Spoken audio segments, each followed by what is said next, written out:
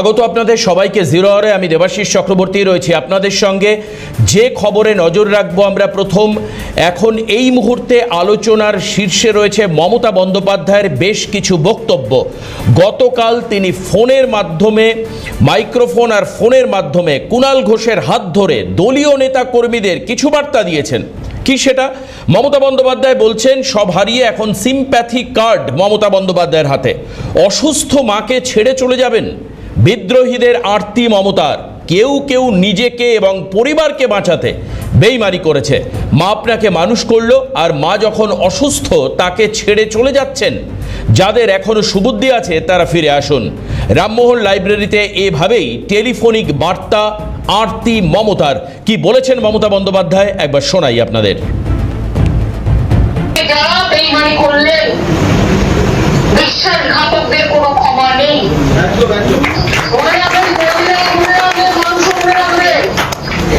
তারা আজকে নিজেদের বাঁচাতে পারে, কিন্তু আগামী দিন জনগণ তাদের কাছে কৈফিয়ত চাইবে, কর্মীরাও কৈফিয়ত চাইবে। আপনার মা চিরজীবন আপনাকে মানুষ করলো, আর আজকে মা যখন অসুস্থ আপনি মায়ের দেখভাল করবেন না। আর এই মুহূর্তে এই বিষয়ে আমরা আলোচনা করব। এডিটর ইন চিফ ভাস্কর দত্ত আমাদের সঙ্গে রয়েছেন। ভাস্কর, প্রথম যেটা জানতে চাইব সেটা হচ্ছে যে এই যে রামমোহন লাইব্রেরিতে কর্মী সভায় মমতা বন্দ্যোপাধ্যায় কি আমন্ত্রিত ছিলেন না? এক। দ্বিতীয়ত, মমতা বন্দ্যোপাধ্যায়ের কি শরীর খারাপ যে বাড়িতে বসে তিনি টেলিফোনিক এইভাবে মাইক্রোফোনের মাধ্যমে কর্মীদের বার্তা দিচ্ছেন? তৃতীয়ত, তিনি সিম্প্যাথি কার্ড খেলছেন মায়ের অসুস্থতা বলে। এই মাকে দল নাকি তিনি নিজে? কি মনে করো? একেবারেই দেখো দেবাশিস, খুব স্বাভাবিকভাবে মমতা বন্দ্যোপাধ্যায় তিনি তার ওই কালীঘাট তৃণমূল বলে এখন যে তৃণমূলকে বলা হচ্ছে সেই তৃণমূলের তিনি যে সুপ্রিমো, এ বিষয়ে কোনো সন্দেহ নেই। এবং ঠিক সেই জায়গায় দাঁড়িয়ে তাকে আমন্ত্রণ জানানো হবে না এটা কখনোই ভাবা সম্ভব নয়। এই দল মানে কালীঘাট তৃণমূল কংগ্রেস তাকে জানাবে। এবার তিনি অসুস্থ কি না, তিনি কেন এলেন না, এর কোনো উত্তর তৃণমূলের তরফ থেকে দেওয়া হয়নি। মানে ওই কালীঘাট তৃণমূলের তরফ থেকে যাকে বলা হচ্ছে তার তরফ থেকে দেওয়া হয়নি। তিনি আসেননি। তিনি এর আগেও বেশ কিছু জায়গায় এই ধরনের টেলিফোনিক বার্তা যে দেননি মুখ্যমন্ত্রী থাকাকালীন, এমনটা নয়, তিনি দিয়েছেন। আমি ধরে নিলাম তিনি টেলিফোনে বার্তা দিচ্ছেন, কিন্তু তিনি একে কর্মীদের সবাই উপস্থিত হচ্ছেন না। কী কারণে হচ্ছেন না সেটা তিনি বলছেন না। রাজনৈতিক মহলে জল্পনা তৈরি হতেই পারে যে যারা কর্মী সভায় এসছেন তাদের সংখ্যাটা এতটাই সীমিত যে তারা তাদের সামনে মমতা বন্দ্যোপাধ্যায় আসার যে মনোবৃত্তি বা সেক্ষেত্রে একটা কুণ্ঠাবোধ, একটা লজ্জা হতে পারে যে তার নেতৃত্বে দল হেরেছে, এবং দলটা শুধু হেরেছে নয়, দল ভেঙে টুকরো টুকরো হয়ে গেছে। সেই দলের কর্মীদের সামনে পরাজিত একজন রানী হিসেবে তিনি কিভাবে মুখ দেখাবেন, এই লজ্জা থেকে তিনি নিজেকে ঘরের মধ্যে রেখে দিলেন কিনা আমার জানা নেই, কিন্তু রাজনৈতিক মহলে জল্পনা তৈরি হতে পারে। কিন্তু তার থেকে গুরুত্বপূর্ণ দেবাশিস, তুমি দেখো যে তিনি বলছেন, কি বলছেন, যে নিজেকে মায়ের সঙ্গে তুলনা করে, যে মা তোমাদেরকে এতদিন দেখলো, সেই মা যখন অসুস্থ তখন তার পাশ থেকে তোমরা সরে যাচ্ছ। তার এই বক্তব্য থেকে তিনি এই মুহূর্তে অসুস্থ কিনা সেটা পরিষ্কার হচ্ছে না, কিন্তু তার দল হেরে গেছে এবং তিনি এই মুহূর্তে অত্যন্ত রাজনৈতিকভাবে কোণঠাসা হয়ে পড়েছেন, এ বিষয়ে কোনো সন্দেহ নেই। এবং সেখানে দাঁড়িয়ে তিনি এর আগেও এই ধরনের সিম্প্যাথি কার্ড কিন্তু বারংবার খেলেছেন। আবার তিনি আরেকটি কি সিম্প্যাথি কার্ড খেলছেন, বিদ্রোহীদের উদ্দেশ্যে খেলছেন। যে সমস্ত বিদ্রোহীরা মমতা বন্দ্যোপাধ্যায়ের পাশে কিছুদিন আগে পর্যন্ত ছিল, আজকে তারা বিদ্রোহী হয়ে বিদ্রোহী গোষ্ঠীতে ঢুকে পড়েছে। সেটা সাংসদদের মধ্যে যেমন রয়েছে, আবার বিধায়কদের মধ্যে রয়েছে। সেই সমস্ত বিদ্রোহী বিধায়কদের তিনি বার্তা দেওয়ার চেষ্টা করেছেন যে আমাদের দরজা এখনও তোমাদের জন্য খোলা আছে, তোমরা ফিরে আসতে চাইলে ফিরে চলে এসো। এই বার্তায় কি দিচ্ছেন, বিষয়টা কিন্তু সেখানেই তৈরি হচ্ছে। এবং বার্তাটা দেবার জন্য তিনি আবার একটা সেই সিম্প্যাথি কার্ডই খেলছেন এবং নিজেকে মায়ের সঙ্গে তুলনা করছেন। এতদিন পর্যন্ত তার এই অবস্থানটা তৈরি হয়নি, যখন এই বিদ্রোহী এক বিধায়ক থেকে সাংসদ তারা প্রত্যেকেই বলছেন, আঙুলটা কিন্তু তারা মমতা বন্দ্যোপাধ্যায়ের দিকে তোলেননি দেবাশিস, তুমি খুব ভালো করে জানো। তারা আঙুলটা তুলেছেন অভিষেক বন্দ্যোপাধ্যায়ের জন্য। তাহলে ঘটনা হচ্ছে যে অভিষেক বন্দ্যোপাধ্যায়কে রক্ষার্থে তিনি তাদের যারা সৈনিক ছিলেন, যারা তার আশ্রয়, আমি ধরে নিলাম তার আশ্রয়, তার মুখ দেখে জিতেছিলেন, তাদেরকে তিনি গুরুত্ব না দিয়ে তিনি অভিষেক বন্দ্যোপাধ্যায়কে গুরুত্ব দিচ্ছেন, এবং গুরুত্ব শুধু দিচ্ছেন না, তাকে আগলে রাখছেন। এবং তারপর তিনি বলছেন আবার সেই বিদ্রোহীদের যে মা যখন অসুস্থ তখন তাকে ছেড়ে চলে যাওয়াটা কি উচিত? তাহলে আজকে মা যদি শত্রুপক্ষের সঙ্গে চলে যায় বা এমন কারোকে গার্ড করার চেষ্টা করে, আড়াল করার চেষ্টা করে, যার জন্যই মূলত দলটার আজকে এই অবস্থা, তাহলে তাদের আর কি করার থাকতে পারে, প্রশ্ন উঠতে পারে। একদম ভাস্কর, এখানটা তো প্রশ্ন উঠবে, কিন্তু তুমি বলছো যে বিদ্রোহীদের তিনি দলে ফিরতে বলেছেন। এবার পাশাপাশি আরেকটি বক্তব্য শোনাই, শুনি আবার ভাস্করের কাছে যাব। সেটা হচ্ছে যে দলের বিরুদ্ধে তোপ কাদের বিরুদ্ধে? যারা বিদ্রোহ করছেন তাদের বিরুদ্ধে, সঙ্গে নাম না করে ঋতব্রত বন্দ্যোপাধ্যায়কে আক্রমণ করেছেন তিনি, বিজেপি স্পন্সর্ড সিপিএম নেতা বলেছেন তিনি, এবং বলছেন বিশ্বাসঘাতকদের ক্ষমা নেই, জনগণ তাদের কাছে জবাব চাইবে। আসুন একবার আপনাদেরকে শোনাই গতকাল ওই বার্তালাপে কি বলেছিলেন মমতা বন্দ্যোপাধ্যায়। ভালো হতো বিজেপিতে চলে যেত, আমাদের কোনো প্রবলেম নেই। একটা সিপিএম এর নেতা, সিপিএম একটা কাজ ভালো করেছিল, এটাকে তাড়িয়ে দিয়ে দল থেকে বহিষ্কৃত একজন নেতাকে শুধুমাত্র কেসের কিভাবে, পরিবারের সম্পত্তি কিভাবে, এইভাবে যারা বেইমানি করলেন, বিশ্বাসঘাতকদের কোনো ক্ষমা নেই। ভাস্কর, আবারও তোমার কাছে আসবো। একদিকে উনি বিশ্বাসঘাতক বলছেন, আবার অন্যদিকে দলে ফিরে আসতে বলছেন। এই জায়গাটা আমার কাছে একটু কন্ট্রাডিক্টরি মনে হচ্ছে। দ্বিতীয়ত, তুমি জানো সংবাদ মাধ্যমে দীর্ঘদিন ধরে কাজ করার সুবাদে এই যে নাম না করে সিপিএম নেতার কথা বলছেন, এনাকেই তো তিনি উলুবেড়িয়া থেকে দাঁড় করিয়েছিলেন জিতিয়ে এনে সরকারে মন্ত্রিসভায় জায়গা দেবেন বলে। ভাস্কর, একেবারে দেবাশিস একেবারে ঠিক জায়গাটাই ধরেছো। প্রথমত তিনি বলছেন বিদ্রোহীদের বিশ্বাসঘাতক। এই বিশ্বাসঘাতক কথা কেন তিনি বলছেন না, আজ তৃণমূল থেকে বেরিয়ে গিয়ে তারা অন্য দল গঠন করছেন কিংবা অন্য একটা ফ্রন্ট গঠন করার চেষ্টা করছেন বলে তারা বিশ্বাসঘাতক হয়ে গেল। তাহলে 1998 সালে যখন কংগ্রেস থেকে বেরিয়ে এসে মমতা বন্দ্যোপাধ্যায় দল গঠন করেছিলেন, তখন কি সেটা কংগ্রেসের সঙ্গে বিশ্বাসঘাতকতা ছিল না? প্রশ্ন নম্বর 1। প্রশ্ন নম্বর 2, তিনি বলছেন, যেটা তুমি একটু আগেই বললে, যে সিপিএম বিজেপি স্পন্সর সিপিএম নেতা, সিপিএম নাকি একটা ভালো কাজ করেছিল। সিপিএম ভালো কাজ করেছিল আজকে তিনি উপলব্ধি করছেন যে ঋতব্রত বন্দ্যোপাধ্যায়কে বহিষ্কার করে। তাহলে আপনি সেই বহিষ্কৃত সিপিএম নেতাকে নিজের দলে নিলেন কেন? শুধু নিলেন না, তাকে নির্বাচনে দাঁড় করালেন কেন? রাজ্যসভায় পাঠালেন কেন? এই এতগুলো প্রশ্নের উত্তর কিন্তু তিনি দিচ্ছেন না। তিনি যে অভিযোগটা করছেন সেই অভিযোগে ঘুরে তার দিকেই কিন্তু এক নয় একাধিক প্রশ্ন উঠে যাচ্ছে। খুব স্বাভাবিকভাবেই এই প্রশ্নগুলো, অর্থাৎ বিশ্বাসঘাতকতা বলার কিংবা ঋতব্রত বন্দ্যোপাধ্যায়ের দিকে আঙুল তোলার আদৌ কোনো মমতা বন্দ্যোপাধ্যায়ের অধিকার আছে কিনা সেটা নিয়েও প্রশ্ন উঠছে। একেবারে ভাস্কর, এই মুহূর্তে তরুণজ্যোতি তিওয়ারি বিজেপির বিধায়ক, তিনি টেলিফোনে রয়েছে। তোমার যদি কোনো প্রশ্ন থাকে এই বিষয়ে। প্রথম কথা, তরুণদা, মমতা বন্দ্যোপাধ্যায় আজ গতকালকে একটি কর্মী সভায় টেলিফোন বার্তা দিয়েছেন, এবং সেই টেলিফোন বার্তায় তিনি পরিষ্কার বিদ্রোহী যারা রয়েছেন তাদের একটা বার্তা দিয়েছেন, যে তিনি বলছেন যে মা যখন অসুস্থ তখন কি মাকে ছেড়ে যাওয়া উচিত, যে মা দ্বারাই আপনারা নির্বাচিত হলেন, এতদিন লড়াই করলেন। 1 নম্বর। 2 নম্বর, তিনি আবার নাম না করে ঋতব্রত বন্দ্যোপাধ্যায়কে বিশ্বাসঘাতক বলছেন এবং বলছেন যে সিপিএম নাকি তাকে বহিষ্কার করে ঠিক করেছিল। কি বলবেন? দেখুন, এটা অদ্ভুত ব্যাপার। পুরোনো কথা হয় না, সাপুরের মৃত্যু হয় সাপের কামড়ে। তৃণমূল দলটা কিভাবে তৈরি হয়েছিল? কংগ্রেস থেকে ভেঙে। আজকে যদি তৃণমূল ভাঙে, এদের অভ্যন্তরীণ ঝামেলা, কাটমানির ইস্যু, টাকা কোথায় যাবে তার ইস্যু, কে কত বড় চোর কোন দিকে থাকবে, ছোট চোর কোন দিকে থাকবে, এটা তাদের ইস্যু। আমার বিশেষ কোনো মন্তব্য নেই, কিন্তু ইস্যু এটা হলো, মানে একটা দল নির্বাচনে হারতে পারে। আমরা অনেকবার হেরেছি। আগের বার আমাদের 77 জন বিধায়ক ছিল, তারপর সেখান থেকে পোচিং চলেছে, সংখ্যা কমেছে, আমরা লড়াইয়ের মাঠ ছেড়ে পালাইনি। এরা এত ফার্স্ট টাইম এতদিন পর ক্ষমতা আসলো, 15 বছর ক্ষমতা থাকলো, এরে কি হাওয়া হয়ে গেল? ওটা অদ্ভুত ব্যাপার। আর মায়ের কথা বলছেন উনি, কার মা কার পিসি?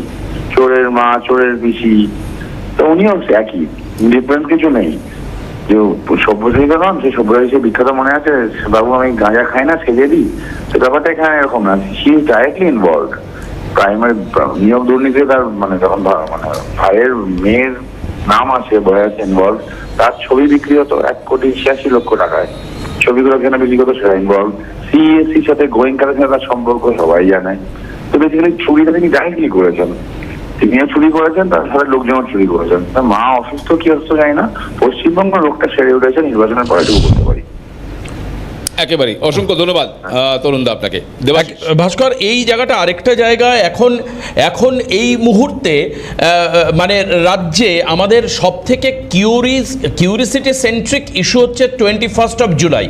21শে জুলাই তৃণমূল কংগ্রেস যে শহীদ দিবস পালন করত, সেই শহীদ দিবস সম্পর্কেও গতকাল মমতা বন্দ্যোপাধ্যায় বক্তব্য রেখেছেন। একটা জায়গায় তাকে খুব হতাশ মনে হয়েছে। তিনি বলছেন, মানে যে মমতা বন্দ্যোপাধ্যায় বলতেন লক্ষ লক্ষ মানুষ তারা ধর্মতলা মুখী হচ্ছে 21শে জুলাই, এবং গতবার এটাও বলতে হয়েছিল যে আপনারা আসবেন না, বাড়িতে বসে শুনুন, এত লোক হয়ে গিয়েছিল। আজকে তিনি বলছেন যে 5 জন কর্মী থাকলেও 21শে জুলাই হবে। পাশাপাশি তিনি অনুমতির বিষয়ে আবার এই সরকারের কাছে আশা প্রকাশও করেছেন। ভাস্কর, একেবারেই দেখো ভাস্কর, তোমার কাছে আসার আগে একবার উনি কি বলেছেন একটু শুনিয়ে নি, তারপর আমি তোমার কাছে ব্যাখ্যা চাইবো, শুনবো। অনেক কমপ্লেন আমাদের কাছে আসছে, একটা মিটিং করতে পারমিশন দেওয়া হচ্ছে না, একটা মিছিল করতে পারমিশন দেওয়া হচ্ছে না। আমি ডিটেলসে আমরা 21শে জুলাই আশা করি পারমিশন পাবো। আমরা প্রথম বছর একটাই প্রোগ্রাম তৃণমূলের, এবং সেই প্রোগ্রাম 4 জনের দিনে অনেক কষ্ট করে আমাদের করতে হবে, কিন্তু 5 জন কর্মী থাকলেও আমাদের সেই মিটিং এ থাকবে পয়সা নেবে। এবং টিভি ক্যামেরায় এবং ড্রোন ক্যামেরায় যা ছবি ধরা পড়তো তাতে মাথা গোনা সত্যিই দায়। আমি যদি গত 2025-এর 21শে জুলাইয়ের কথা বলি, ভাস্কর, এবার কি হবে?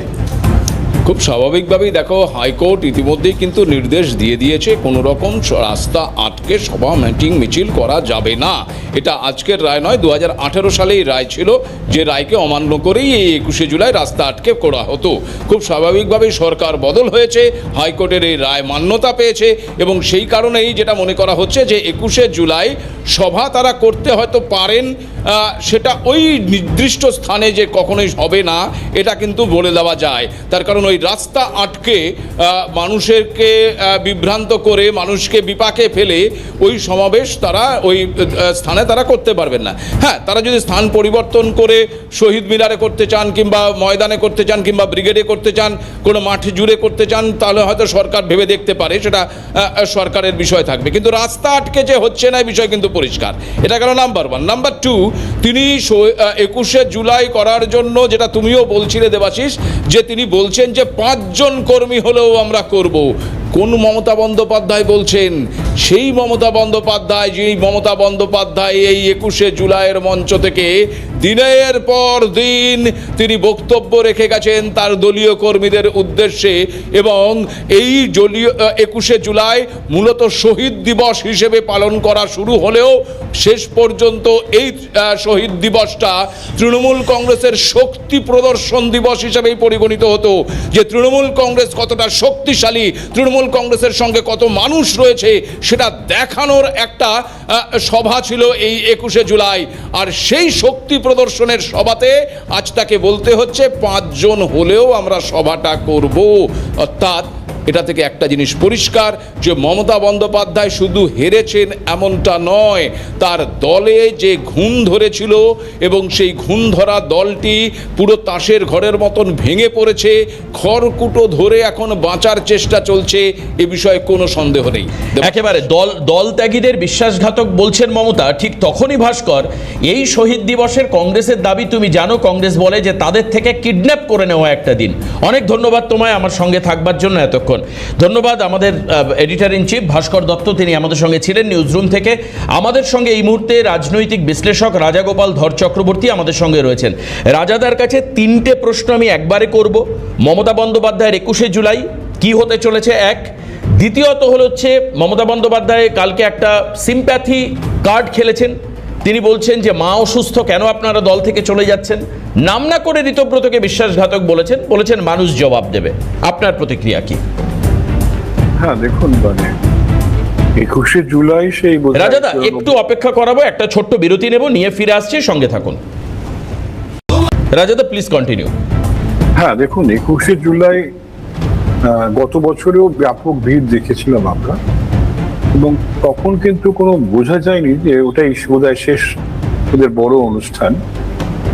এবছরে ওরা নিশ্চয়ই করবে। এটা যদি না করতে পারে তাহলে বোঝা যাবে যে ওরা বুঝি একেবারেই এক পতনের শেষ সীমানায় পৌঁছে গেছে। রাজা, কালকে একটা ফোনিক বার্তালাপে মমতা বন্দ্যোপাধ্যায় বলেছেন 5 জন হলেও আমি এই 21শে জুলাই করব। আরেকটা জায়গায় একটু বলে দিই, এই যে রাস্তার উপর যে 21শে জুলাই হয়, এটা কি সত্যি আদতে এবার সম্ভব হবে রাস্তা আটকে করা? না, ওরা তো সেটাই চাইবে। দেখুন, শহীদ মিনারে যদি বলেন সেটা তো লোকটোক হবে না, বা ব্রিগেড এসব জায়গায় তো লাভ নেই। রাস্তাতে ইচ্ছে করেই করবে, ওইখানেই হচ্ছে আমাদের আবেগ, হ্যান ত্যান বলে। তো পুলিশ স্বাভাবিকভাবেই আটকাতে চাইবে, সেটাই ওরা চায়। বলবে যে পুলিশ জোর করে আটকে দিয়েছে, লাখ লাখ লোক বাইরে দাঁড়িয়ে আছে, সব তো বলার সুযোগটা পাবে না।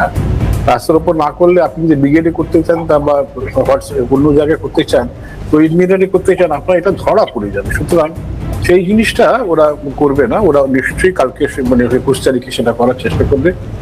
এবং আমার ধারণা যে ওরা এই যে বিজেপি আমাদের গান গাইতে দেয় না, এইটাই ওদের হচ্ছে মূল লক্ষ্য হয়ে দাঁড়াবে। যে ওরা, কিন্তু উনি ভুলে যাচ্ছেন যে ওনার সময় কিভাবে কারোকেই প্রোগ্রাম করতে দেওয়া হয়নি, মানে রাস্তায় কেন মানে ব্রিগেড বা কোথাও পারমিশন দেওয়া হতো না, এগুলো আমরা সবাই দেখেছি। এখন উনি সেই নিজের এটাতেই এখন নিজের যে ওষুধ সেতেই উনি ভুগছেন, এটা তো আমরা পরিষ্কার দেখতে পাচ্ছি। তবে এটা স্বাভাবিক যে উনি কিন্তু যেহেতু লড়াকু ইমেজ একটা রয়েছে, এটাকে ধরে কিন্তু এগোবার চেষ্টা করছেন। কেননা কিছু লোক তো আসবে, দলের তো এখনো কিছু কর্মী টর্মী আছে, এবং সেইটাকে 21শে জুলাই দিয়েই বোধহয়, এবং যদি পুলিশ যদি বাধা দেয় তাহলে ওরা আরো সুযোগ পেয়ে যাবে।